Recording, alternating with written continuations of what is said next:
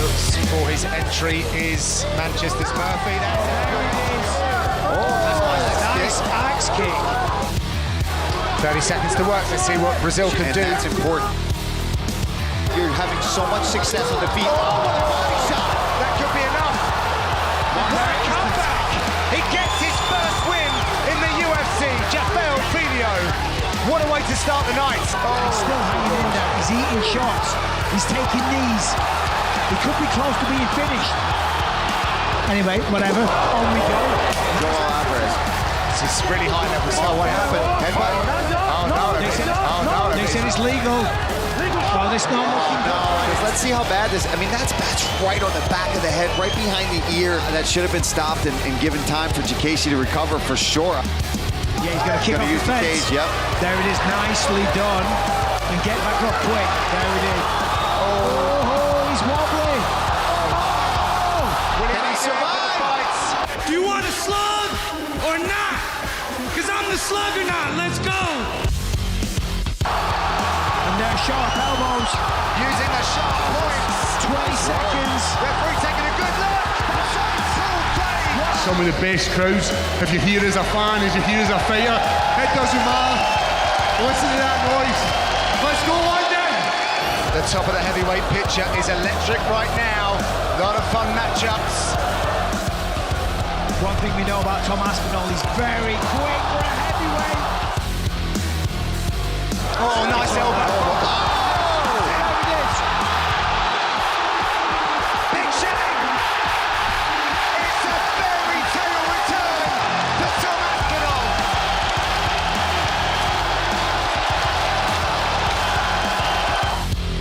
It's a fairy tale return to Tom Aspinall. Kia ora koutou katoa, no mai hara mai ki UFC on Sky ko Ravinda Hunia aho. UFC 291 goes down this weekend and it is a rematch for the ages. Lightweights Dustin Poirier and Justin Gaethje going head to head for the BMF title. And joining me now is Dustin Poirier. Kia ora Dustin, welcome to the show. How you doing? This weekend you're facing Justin Gaethje again. I just want to start with asking, how have preparations been going? It's been going great. Another fight camp in the books. Did my whole camp down at American Top Team in Coconut Creek, Florida. It's where I've been for the last 11 years. And heading into fight week, feeling great, ready to go. Now, you're no stranger to rematches. You've had rematches against Eddie Alvarez, Max Holloway, and Conor McGregor, and you came out on top in every second fight against them. How does it compare preparing for an opponent that you've faced before? You know, I've done that a few times in my career, and some of them were more recent rematches. Like, there wasn't as long of a time in between. This is 5 years removed from our first fight, so it's a completely different fight. That's how we approached it. Now, Justin Gaethje is obviously a very different fighter to the one you faced in 2018. What have you made of his evolution, as I'm guessing you've probably been running the tape through camp? He's a little bit more defensive, moves his feet better, throws more jabs, better head movement, you know. But I still do see that reckless brawler that tries to finish people. That's what makes him so fun to watch. That's still in there, and it does, you know, come out in flashes. But he's showing a little bit more defensive technique, no doubt about it. And of course, you would know, being a fighter yourself, that those natural reflexes will, you know, sometimes still creep in. Oh, of course. I'm in the same boat. You know, I have all the skills in the world, but when I get in there and we start throwing punches, I get into dog fights that I shouldn't be in. You know, I should be using technique and creating range and using good, clean shots, and I'm in there brawling with guys. So, did you ever think that a rematch against Justin Gaethje would be on the cards for you? No, I honestly didn't see it coming up. It was kind of a surprise when they called it the fight.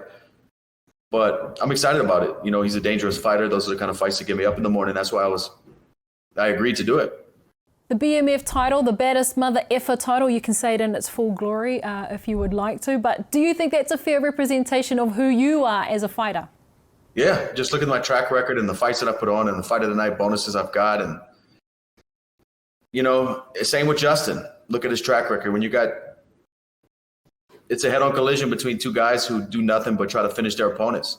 You know, there's certain times where a title like this should be on the line, and hey, here we are. The BMF title is obviously not an undisputed UFC championship title, but it does come with its own mana, its own integrity. You know, what does it represent to you? it's just a legacy fight. It's something to talk about one day when I hang up the gloves. It's just a moment in time in the sport where this has only happened one time before.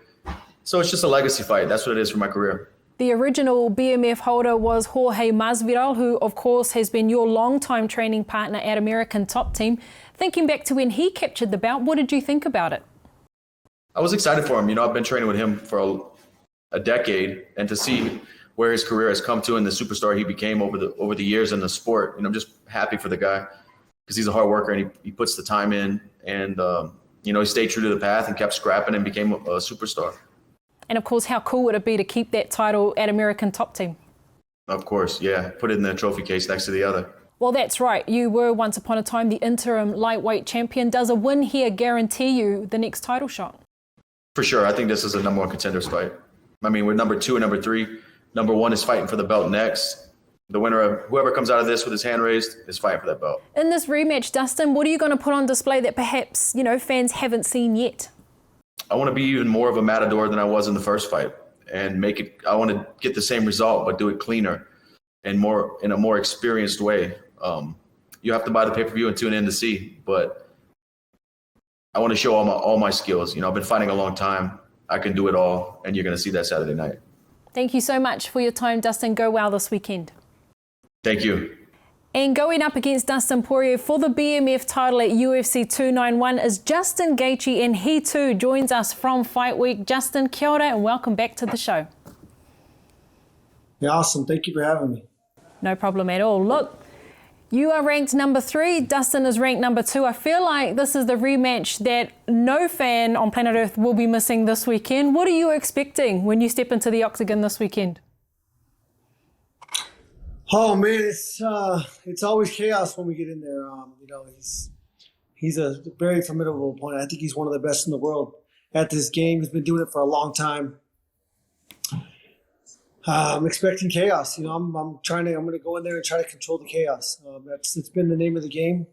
Through my success in my last 4 out of 5 fights, and the challenge every time is to stay in control of yourself and not get caught up in the lights and the crowd. Yeah, that's a great point you bring up, because it feels like there's been somewhat of an evolution in your style over those last, 5 or so fights. So talk to us about that, about the changes you've made to become the fighter you are now in comparison to who you were in 2018 when you faced Dustin the first time. Yeah, I think the biggest factor is just allowing myself to be more patient. Every time I would go in there, my goal was to get him out of there as quick as possible. And now, fighting these guys at the high level, it's all about not making mistakes. And so I got to really take my time and constantly control distance, constantly use my feet to create different angles. And I think patience is the biggest key. Because what have you made of him and his style, and the Dustin you faced in 2018 to now? What have you made of him and the fighter he's become? Yeah, I think very similar. We're the same age. We were both probably 29 years old when that happened, and with age comes wisdom, especially with the experiences that we've been through. So I think he's going to be more refined and more calculated, more patient. I don't think there'll be as many car crashes as there was in our last fight, but I think each of us will be trying to create heavier car crashes when the moment's right. Is this a fight that you've always wanted to run back? Yeah, I'm a competitor. I hate losing, and when I lost to him, I saw him go. We went on 2 very different trajectories. Even though we've had many similar opponents, he got the bigger fights before I did, and that's what happens when you lose and when you win. So this has definitely been a fight that I've wanted back since that night.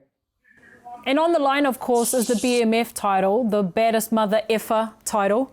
I want to know first, Have you ever considered yourself, have you ever given yourself that title before having to fight for the belt in the UFC? I haven't, but, I've had 24 wins with, I believe, 20 knockouts. And, there is very, very little, there's very small amount of people that have ever achieved something like that. Even my favorite fighters, and my heroes, and they've never accomplished something like that. So to go in there and have 19 out of 24 knockouts is special to me, and there's no doubt that would be proof that I am definitely that. Absolutely, a nice little stamp on your career, if anything. When you think about the BMF title, obviously it's not a UFC, undisputed title belt, but what does the BMF title represent to you? Yeah, I mean, I think it's, everything is for our legacy. Every fighter wants to create a legacy that's going to live on past our time. And I think this is one thing that helps that. And I think it's a beautiful belt. I think it's going to look great hanging on my wall. And I think most importantly, it catapults us right into a championship fight, which ultimately is our number one goal. Every single one of us. Yeah, and you have stated, after your past fights that you are making one last run to the lightweight title, and you're saying that this will position you for that? Absolutely. I mean, he's number 2, I'm number 3. Number 1's fighting the champion in October. And then I believe the winner of this fight should fight the winner of that fight. I went back. I fought number 6. I did what I had to do, and now I'm on a forward trajectory. And I would love to fight people in front of me after this win. That is the champion, and so that will be my goal for sure. I mean, you are sitting at number 3 in the lightweight division, arguably one of the most deepest divisions in the UFC. What do you make of the challengers that are in the ranks right now that have such a range of skill sets, and you're right there on the cusp of going for a title shot? Yeah, I mean, it's crazy. I mean, there is so many skill sets that are in the top 5. The champion and Oliveira, those, one's great on top, one's great on bottom. Dustin's great at boxing. He also has good jiu-jitsu. It's crazy. It's crazy to be fighting these guys, especially, every time I look back, I would have never, thought. You just never know where you're going to go in this sport. And, I started this for fun, and to be here at this moment is incredible to me. You did mention that title fight will be, had later on in the year. That's the Abu Dhabi card, Oliveira Makhachev. I just wanted to know who you kind of maybe thought was going to get that one, because the winner could possibly be your next opponent. Yeah, I think you'd be a fool to pick Oliveira, especially how dominant Makhachev was over him in their last fight. But if I want one to win, it's Oliveira, because that's the fight I want back. He was my last loss, and that's definitely another one I want to get back. Fair enough. And look, before I let you go, what do you want to put on display this weekend? I know you're talking about patience and a little bit of discipline and this, that, and the other, but I sometimes feel like your natural instincts will kick in too. So what can we expect to see? Yeah, I mean, I'm going to try to create damage. Every single fight that I fight, their face is completely messed up. I want to create the most damage, without taking damage. And that's certainly never been, when I fought Poirier last time, that was not a thought at all, because I just knew that I could take the shots. I know I can take the shots now, but, there's no reason to go in there and accept that. So I'm going to go in there and be evasive, patient, and create a lot of damage. Awesome. Well, look, all the very best. We can't wait to see it. All the very best again for UFC 291. All right. Thank you, guys. Have a good day. Also featuring at UFC 291 is Australian welterweight Jake Matthews. Jake, welcome back to the show. Thanks for having me on. Appreciate it. Well, Jake, I'll just start with your preparations first, because of course you were supposed to be facing Miguel. That has now changed last minute to Darrius Flowers. So how have you found adapting to a new opponent last minute? Yeah, I mean, firstly, we're just grateful to get another opponent, because we're already here in Utah when we got the word that Miguel had to pull out. So first and foremost, we're happy that we've got another opponent. We're able to fight, and we don't have to stay here for another week and wait for the next UFC card. The game plan is staying pretty similar. We want to put pressure and dictate the fight. There's a few little things that we have to tweak, but all in all, we're going in, same sort of mindset. Even though this is Darrius' first fight in the UFC, we're still going in, treating him as the most important fight of my life, pretty much. And of course, cue Darrius Flowers as the replacement. Great opportunity for him. But, what have you learnt about him in this short space of time? Yeah, I think it varies, fighter to fighter, but we do like to at least have an idea of what our opponent's strengths and weaknesses are. I think that's important. And the biggest thing for us is how they start the fight. Because within that, first half of the first round is very important until, both fighters sort of settle in. So yeah, we know what we need to study and research for, and we did that. As soon as we got the new opponent, we were straight away watching videos, trying to find all his fights, And we think we've done a good job of figuring out what's where his strengths lie and where we should attack his weaknesses. I was going to give too much away. Obviously, he's a powerful guy. Obviously he's a powerful guy. He's pretty well rounded. He's happy to stand up or fight on the ground. So we just need to be ready and make sure that we dictate where the fight goes. If it's going to hit the ground, it's because we want it to hit the ground. Probably about as much as we're willing to give away. But we'll showcase the rest of the night.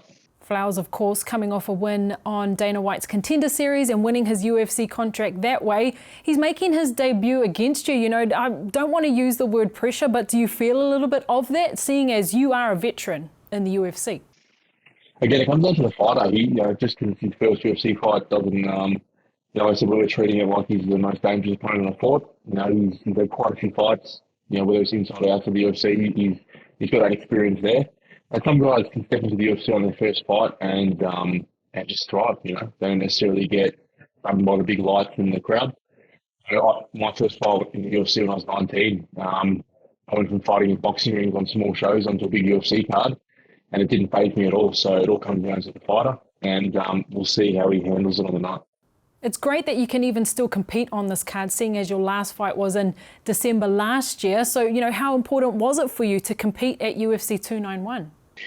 Yeah, I'm trying to stay active, but it's just, things are out of our control sometimes.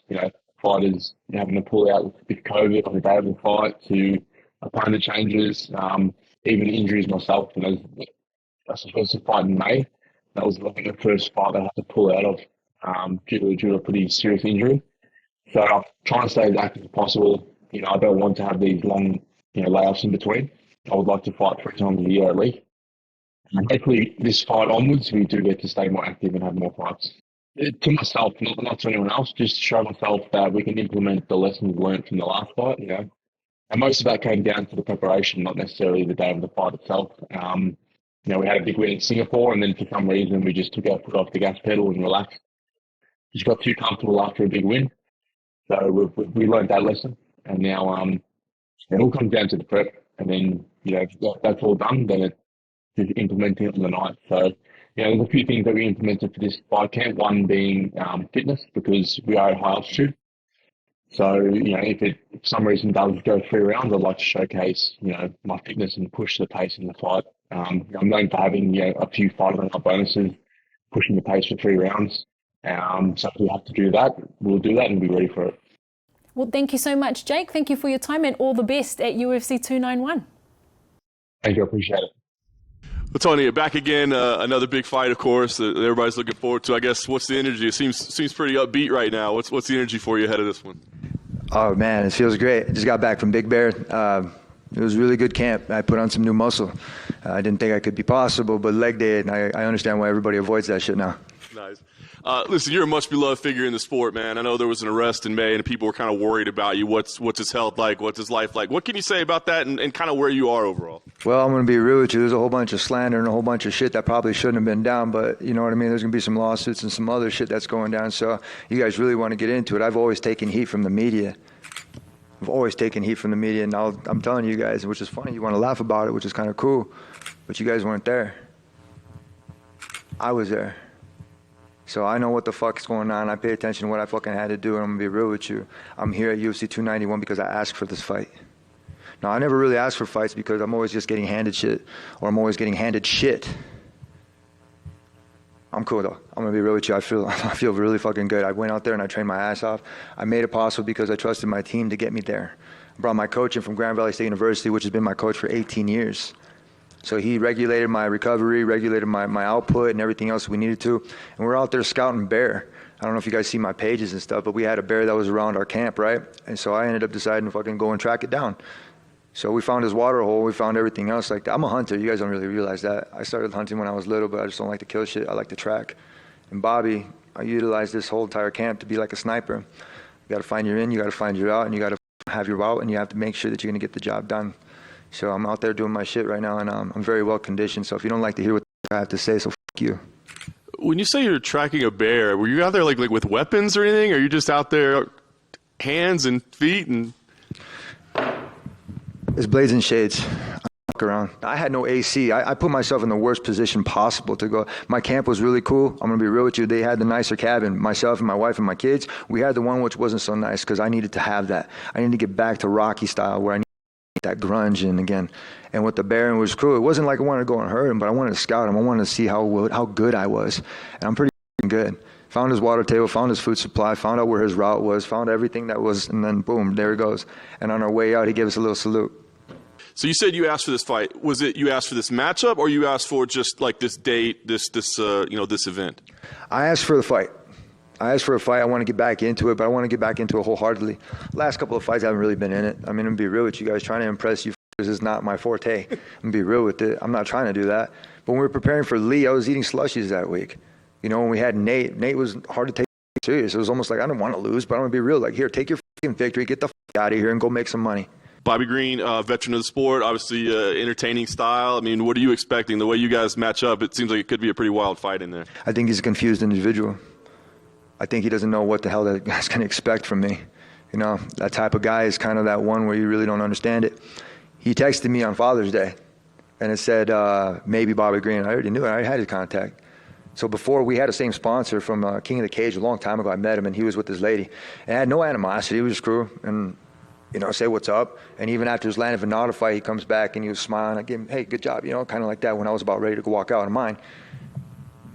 And then he texts me on Father's Day when I'm enjoying my family time saying, hey, is this El Cucuy? Happy Father's Day, I told him. I already knew it was him. And then he said, beforehand, I texted him. He texted me twice more. And he said, hey, yo, this is your opponent. I already knew. But afterwards, he said, Happy Father's Day. Now, I'm not going to call him a bitch ass, but I just saw him in the lobby not too long ago. Mr. Flashy. It's cool, it's your thing, it's your key, I get you. But when he saw me, he looked like he saw the fourth horseman of death. It was kind of fucking crazy.